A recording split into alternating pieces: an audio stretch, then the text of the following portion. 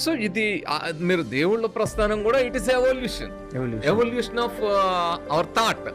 అంటే ఆ రోజు మానవులకు ఉండే పరిమితమైన ఆ మేధస్సు, ఆ పరిమితమైన ఆలోచన తనకి అసలు దేవుళ్ళు పుట్టడానికి కూడా కారణం మనిషిలో ఉండే నేచురల్ ఇన్స్టింక్ట్ ఏదైతే ఉందో, అంటే ప్రశ్నించే తత్వం, హేతుబద్ధ ఆలోచన ఏదైతే ఉందో అదే కారణం.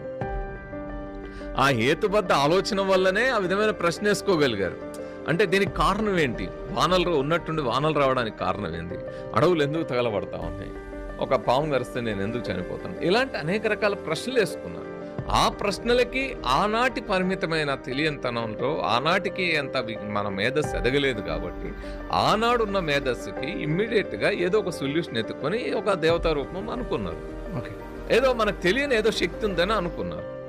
కానీ అది ఆ విధంగా ఆ శక్తి నుంచి ఒకవైపు ఆ పరిణామం చెందింది, మరొక వైపు అక్కడే ఆగిపోలే మానవుల ఆలోచన. అంటే నేను ఏదో ఒక అతీత శక్తి కల్పించుకొని ఆగిపోలే, అక్కడే ఆగిపోతే అదే ఉండేది. సైన్స్ టెక్నాలజీ ఇది మన మేధస్సు ఎదగడం ఇది ఉండకపోయేది, అక్కడే మన మేధస్సు బంధించబడి ఉండేది.